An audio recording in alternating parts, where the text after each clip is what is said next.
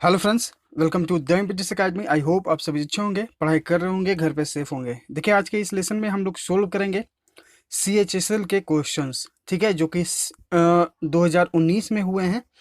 ठीक है, 1/7/2019 को ये सिंगल शिफ्ट में एग्जाम हुआ, तो आज हम लोग उसी का जो है सोल्व करेंगे इंग्लिश के क्वेश्चंस को। ठीक है, एमबी पब्लिकेशन में ये जो क्वेश्चंस हैं नहीं दिए गए हैं, इसलिए जो है हम क्या किए हैं कि एक बुक से इस सारे क्वेश्चंस को जो पिक लेकर यहाँ पर कंपाइल करके इसका लेसन हम आपको बनाकर सॉल्यूशन दे रहे हैं। ठीक है, तो थोड़ा सा यहाँ पर फिगर में प्रॉब्लम हो सकता है, तो थोड़ा सा मैनेज कर लीजिए, क्योंकि आप सभी का एग्जाम आगे है सीएचएसएल का। ठीक है, तो उन सब सीएचएसएल का पीटी होना है, सीजीएल का मेंस होना है, स्टेनोग्राफर का पीटी होना है, सीपीओ का पीटी होना है। ठीक है, फेज 8 का पीटी होना है, एसएससी कांस्टेबल का पीटी होगा। तो धीरे धीरे सारे एग्जाम्स कंडक्ट आपके होने शुरू हो जाएंगे अक्टूबर मंथ से, शायद, या नवंबर से। इसलिए जो है हम लोग यहाँ पर सारे प्रीवियस ईयर क्वेश्चंस को सोल्व कर रहे हैं, हर एक सीट को।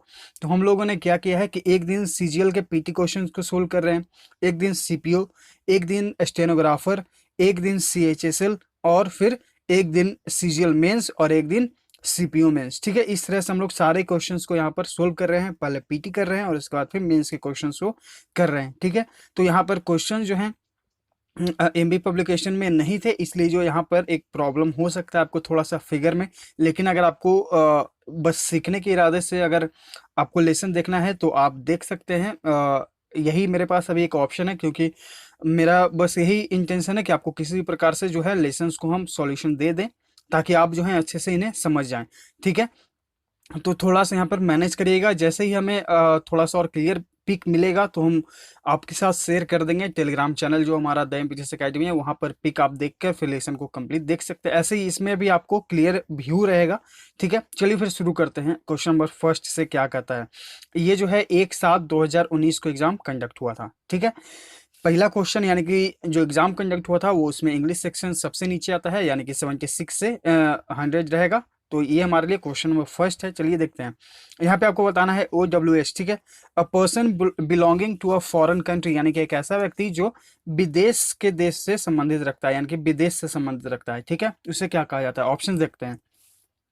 ऑप्शन ए आपका है नेटिव मतलब देशी, रेजिडेंट यानी कि निवासी, एलियन यानी कि विदेशी, इनहेबिटेंट यानी कि निवासी। तो यहाँ पर राइट आंसर जो हो जाएगा वो हो जाएगा हमारा option C, a person belonging to a foreign country, यानी कि एक ऐसा व्यक्ति जो विदेश से संबंधित, और एलियन मतलब भी विदेशी ही होता है। तो हमारा राइट आंसर यहाँ पे ऑप्शन सी हो जाएगा। क्वेश्चन नंबर 77 में आपको बताना है सिनोनिम यानी कि पर्यायवाची शब्द। और सारे जो देखिए यहाँ पर जो क्वेश्चंस हैं, हम एक बार जो है मिला चुके हैं, सारे ऑफिशियल क्वेश्चन से। यहाँ पर सारे क्वेश्चंस एकदम जो हैं ऑथेंटिक हैं, यहाँ पर आपको कोई भी घबराने की बात नहीं है। बस थोड़ा सा जो आपको व्यू है थोड़ा सा इधर से उधर हो सकता है। ठीक है, चलिए इसे थोड़ा सा बड़ा कर लेते हैं। हाँ, क्वेश्चन नंबर 77 में आपको सिनोनिम बताना है एक्सपोज। एक्सपोज मतलब क्या होता है? किसी को बेनकाब कर देना, प्रकट कर देना। ठीक है, ऑप्शंस देख लेते हैं। ऑप्शन है आपका हाइड यानी कि छिपाना, बरी यानी कि दफनाना, रिवील यानी कि प्रदर्शित करना, प्रोटेक्ट यानी कि सुरक्षित करना। ठीक है, सुरक्षा करना।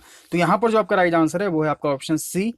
एक्सपोज मतलब ये होता है किसी को बेनकाब कर देना, और रिवील मतलब ये होता है बेनकाब करना, प्रदर्शित करना। ठीक है, तो यहाँ पर जो आपका राइट आंसर है वो है आपका ऑप्शन सी। क्वेश्चन नंबर 78, यहाँ पे आपको बताना है एंटोनिम का अर्थ। ठीक है, एंटोनिम यानी कि विपरीतार्थक शब्द। जो वर्ड है वो है मिनिस्कल। इसका मतलब क्या होता है? मिनिस्कल मतलब होता है छोटा। ये वर्ड हम लोग कल पढ़े थे जब हम लोग पैसेज बना रहे थे सीपीओ के क्वेश्चंस में, वहां पर ये वर्ड हम लोग पढ़े थे, उसका अर्थ भी हम आपको बताए थे। चलिए इसका भी एंटोनिम देखते हैं, ऑप्शन देख लेते हैं।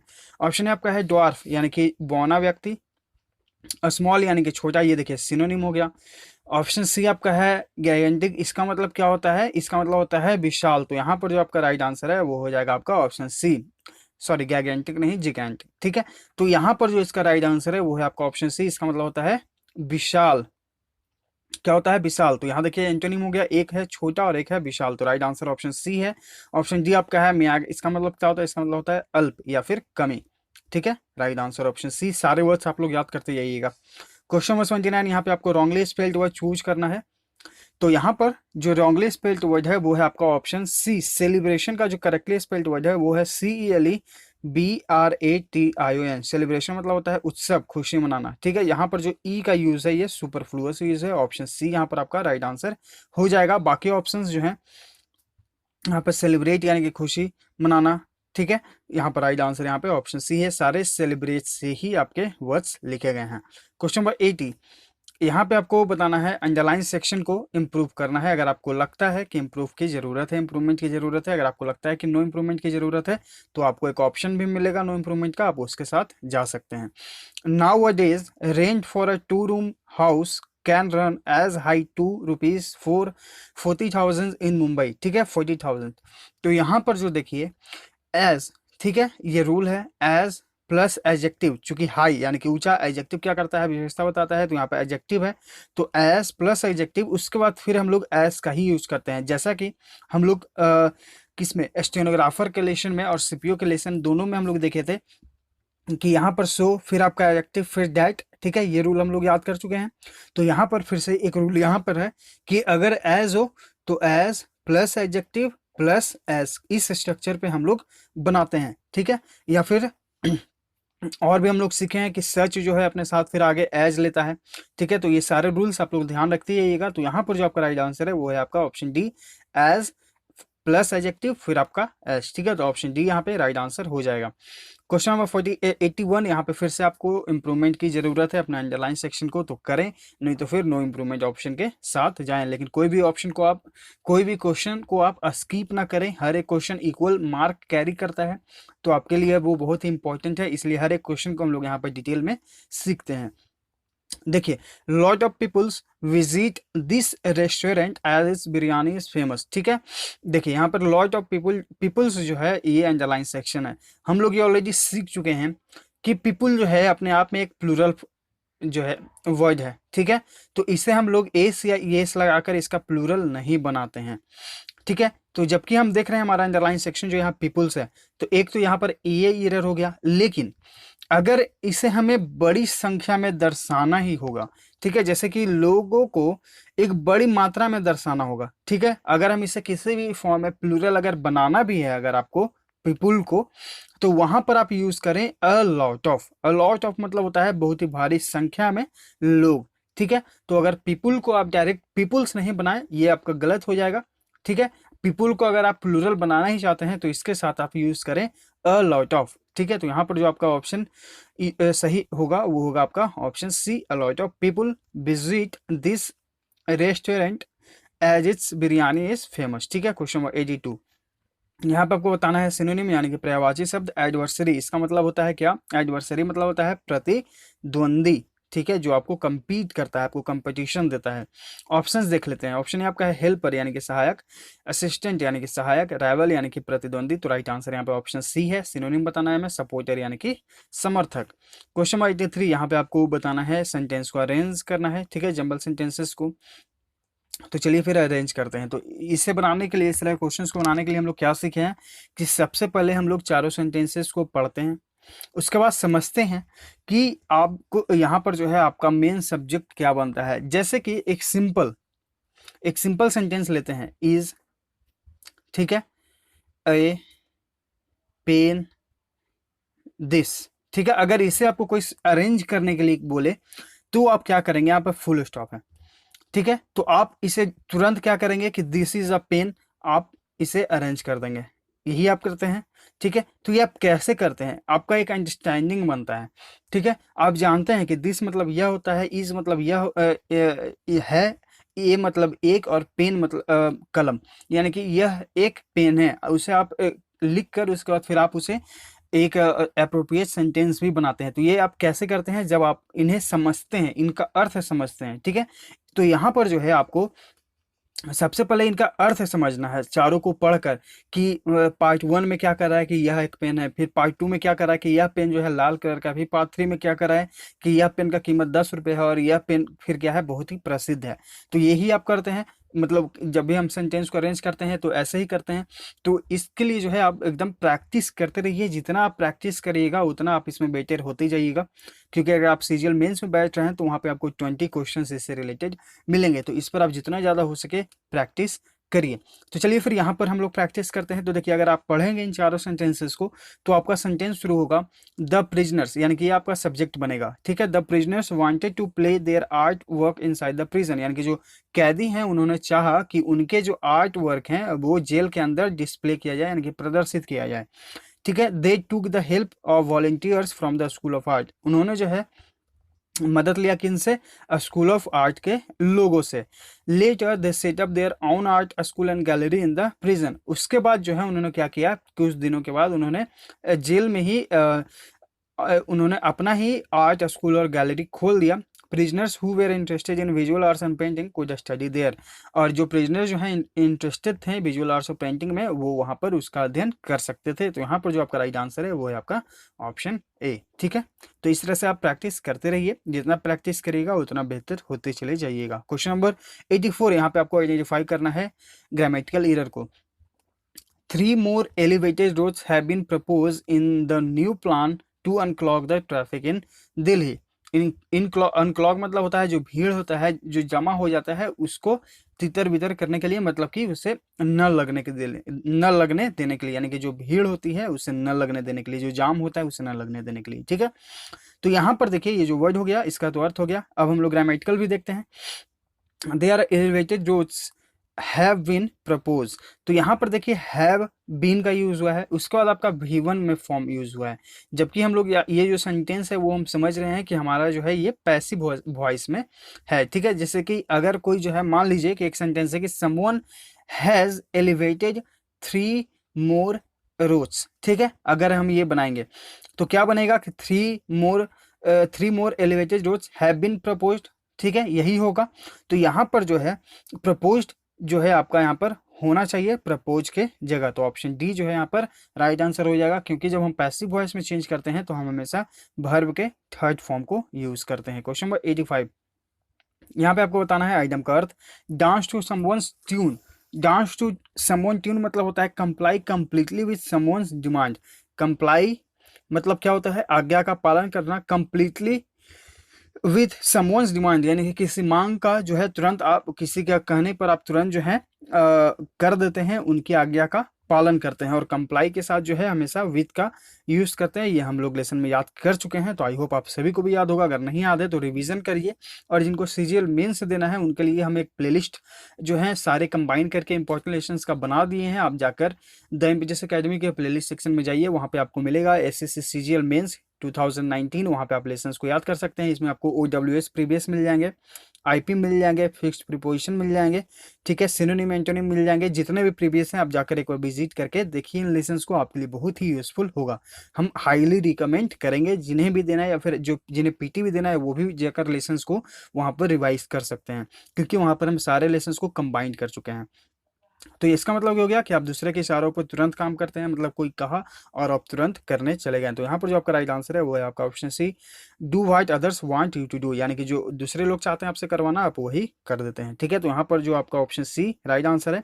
बाकी ऑप्शन देख लेते हैं। Argue with others on PT matters, यानी कि पीटी मतलब छोटी तुच्छ बातों पर आप किसी से बहस करते हैं, आर्ग्यू यानी कि बहस करना। डिले यानी delay in making a decision, यानी किसी डिसीजन को लेने में आप देर करते हैं। B engage in energetic activity, यानी किसी ऊर्जावान कार्य में आप इंगेज होते हैं, सम्मिलित होते हैं, ठीक है।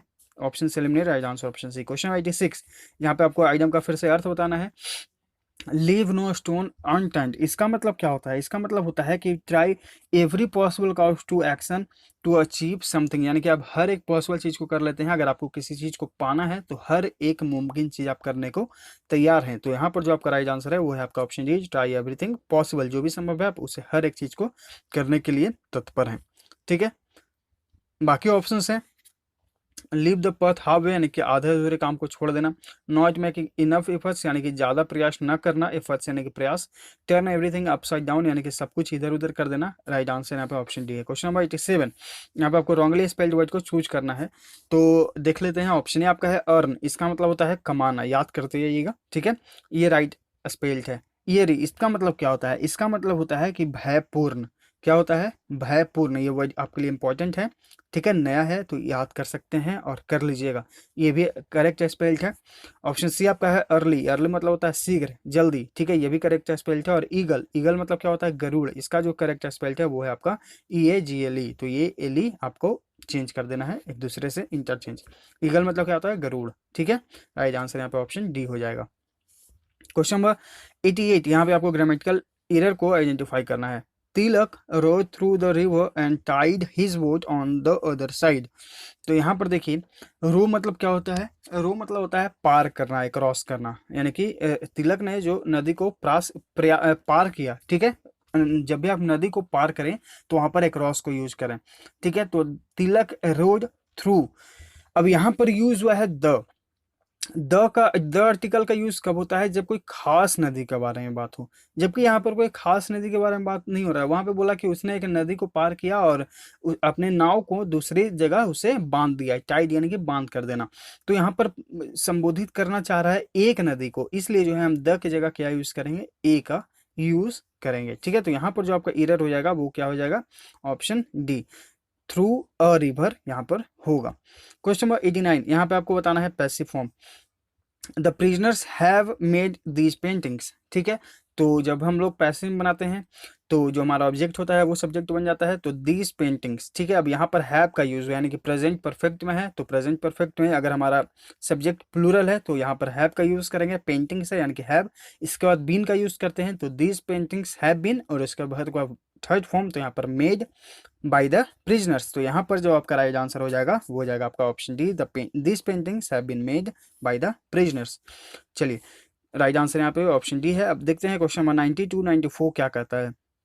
92 94 है, आपको एक पैसेज है और इसे फिल करना है, ठीक है।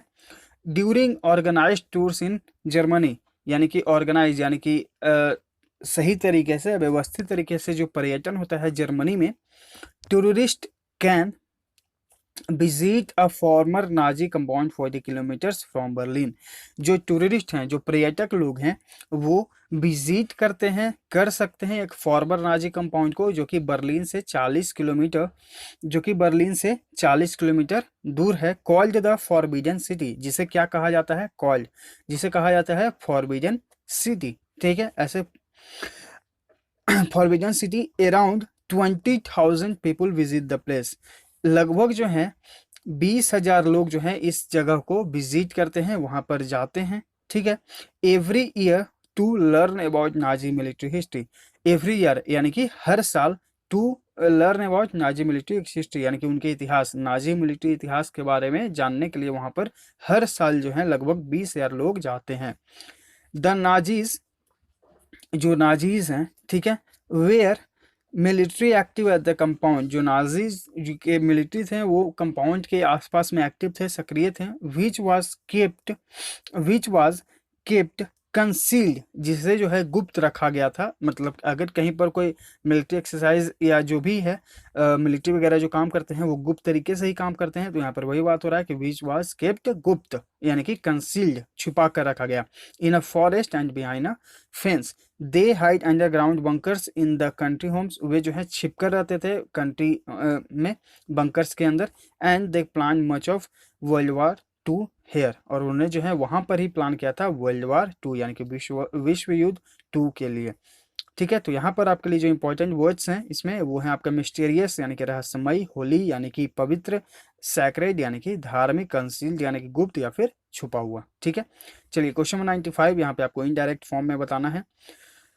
Mister Puri said to me, why are you taking down this fence. तो मिस्टर पुरी यहाँ पे हो जाएगा क्या, इंट्रोगेटिव है, तो आस्क में हम लोग बनाएंगे। तो यहाँ पर जो सेड वाले ऑप्शंस हैं वो आपको एलिमिनेट करने होंगे, यहाँ पर बी और यहाँ पे ऑप्शन डी जो है एलिमिनेट हो जाएगा। बाकी अब देखते हैं आस्क्ड वाले ऑप्शंस को, ठीक है।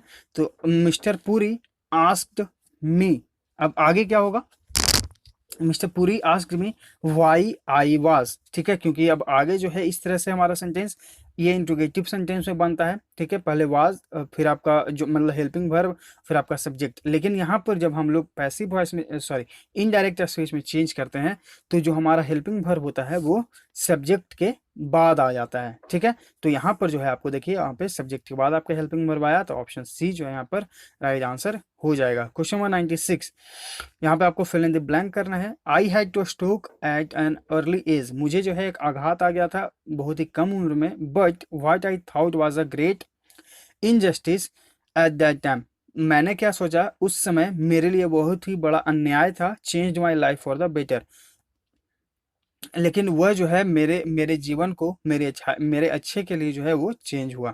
ठीक है, तो यहाँ पर जो आपका राइट आंसर हो जाएगा वो हो जाएगा आपका ऑप्शन है, यानी कि इनजस्टिस। उसने क्या सोचा कि उसके लिए अन्याय हुआ, लेकिन ऐसा नहीं था, वो जो है उसका लाइफ के बेटरमेंट के लिए ही था। तो यहाँ पर जो आपका राइट आंसर है वो है आपका ऑप्शन है इनजस्टिस, यानी कि अन्याय। बाकी ऑप्शन जो देख लेते हैं, इंडेंट मतलब होता है मांग करना, इंडिकेशन यानी कि संकेत, इंसेंटिव मतलब क्या होता है प्रोत्साहन। ठीक है, यानी कि इंसेंटिव प्रोत्साहन।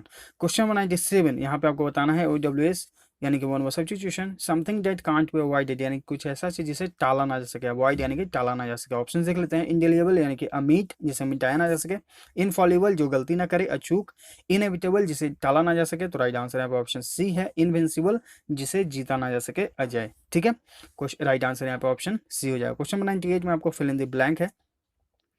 We have little choice early in life. We have little choice early in life. हमें जो है हमारे जीवन में पहले बहुत ही चॉइसेस होती हैं, but as we grow older choices, लेकिन जैसे हम लोग बड़े होते जाते हैं जो चॉइसेस हैं वो क्या होते जाते हैं और बढ़ते जाते हैं, अबाउंड यानी कि और प्रचुर मात्रा में वो बढ़ते जाते हैं। ठीक है, पहले कम होते हैं अ लिटिल चॉइस, लेकिन जैसे जैसे हम लोग बढ़ते जाते हैं हमारी चाहते जो हैं और बढ़ती जाती हैं, यानी कि अबाउंड और प्रचुर मात्रा में बढ़ती जाती हैं। बाकी ऑप्शन जो है एग्रावेट यानी कि भड़काना, ड्रिफ्ट मतलब क्या होता है, ड्रिफ्ट मतलब होता है भटकना इधर से उधर, और अफ्लोट इसका मतलब क्या होता है बहना, जैसे नदी बहती है ठीक है उसमें बहना। तो यहाँ पर जो आपका राइट आंसर है वो है आपका ऑप्शन सी। क्वेश्चन नंबर 99, यहाँ पे आपको बताना है सेंटेंस अरेंजमेंट करना है। तो देखिए पहले हम लोग क्या सीखे हैं कि सबसे पहले हम सेंटेंसेस को पढ़ेंगे, उसके बाद इसे अरेंज करेंगे। तो अगर आप पढ़ेंगे तो आपका जो सब्जेक्ट बनेगा वो बनेगा Akbar. Once Akbar asked his courtiers a very strange question, यानी कि एक बार अकबर ने अपने दरबारियों से, कोर्टियर्स यानी कि दरबारियों से पूछा एक बहुत ही विचित्र सवाल, स्ट्रेंज यानी कि विचित्र सवाल। अब ये सवाल कैसा था क्या था ये पढ़ते हैं आगे। पहले हो जाएगा आपका सी, फिर है कि the courtiers were डम्बफाउंडेड by his question. ठीक है, तो कोर्टियर्स ने जब उसकी क्वेश्चन को सुना तो वो अचंभित हो गए, डम्बफाउंडेड यानी कि हक्का बक्का रह जाना। ठीक है, उसके बाद Akbar glanced at his courtiers, ग्लेंस्ड मतलब कि टकटकी लगाकर देखना अपने दरबारियों की तरफ, इन सर्च ऑफ एन आंसर। वो जब उसने क्वेश्चन पूछा तो अब उसका वो आंसर भी जानना चाहेगा। तो यहाँ पर वही बात हो रहा है कि Akbar glanced at his courtiers in search of an answer, यानी कि उत्तर के जवाब में उसने अपने सारे दरबारियों की तरफ देखा टकटकी लगाकर। As he looked at them, जैसे ही वो अपने दरबारियों को देखता है, their heads begin to hang low, तो उनका जो सर है वो नीचे जो है झुक जाता है, मतलब उन्हें शायद आंसर नहीं पता होगा। तो यहाँ पर जो आपका राइट आंसर है वो है आपका ऑप्शन ए, CDBA। ठीक है, तो यहाँ पर जो आपका राइट आंसर हो जाएगा वो हो जाएगा आपका ऑप्शन ए। तो ये है CHSL के क्वेश्चंस जो कि 1/7/2019 को सिंगल शिफ्ट में कंडक्ट किए गए थे। ठीक है, जैसे ही MB पब्लिकेशन या कोई और बेटर बुक से हमें बेटर फिगर के साथ मिल जाएगा तो हम आपको उसके साथ सॉल्यूशन करा देंगे। लेकिन आप सभी का एग्जाम है तो हमें जैसे जिस हालत में हमें क्वेश्चन मिला हम आपको उसी हालत में हम आपको सॉल्यूशन करा दे रहे हैं, ताकि आप जो है अपने एग्जाम के लिए प्रिपेयर्ड अच्छे से कर पाएँ। ठीक है, तो समझाने का तरीका अच्छा लगा तो प्लीज़ लाइक करें, टेलीग्राम चैनल को जरूर शेयर जो है ज्वाइन कर लीजिए। वहाँ पे आपको बहुत सारे बेनिफिट्स देखने को मिलेंगे। वहाँ पे आपको करंट अफेयर्स के क्विजेस हो रहे हैं और इंग्लिश के क्विजेस हो रहे हैं और बहुत सारे आपको बेनिफिट्स वहाँ पर देखने को मिलेंगे। लूसेंट बुक जो आपके लिए इंपॉर्टेंट है PT के पॉइंट ऑफ व्यू से, GS के लिए, वहाँ पे आपको इंपॉर्टेंट टॉपिक शेयर किए जा रहे हैं और भी बहुत सारे बेनिफिट्स। आप विजिट करके देखें, डिस्क्रिप्शन में उसका लिंक दिया गया है। ठीक है, तो समझाने का तरीका अच्छा लगा तो प्लीज़ लाइक करिए, ज़्यादा से ज़्यादा लेसन्स को शेयर करिए ताकि और लोग जो हैं इसे देखें, समझे, सीखें और हमारे साथ जुड़े। अगर आप नए हैं तो चैनल को सब्सक्राइब भी कर लीजिएगा ताकि आपके पास नोटिफिकेशन जाता रहे, आप अपडेट होते रहें। कल हम लोग सोल्व करेंगे 2/7/2019 के क्वेश्चंस को फर्स्ट शिफ्ट को, ठीक है, 2/7/2019 के फर्स्ट शिफ्ट को करेंगे। एक साथ को ये सिंगल ही शिफ्ट में एग्जाम हुआ था, ठीक है। तो कल हम लोग करेंगे 2/7/2019 के फर्स्ट शिफ्ट को। तो मिलते हैं फिर कल के लेसन्स में। Thank you.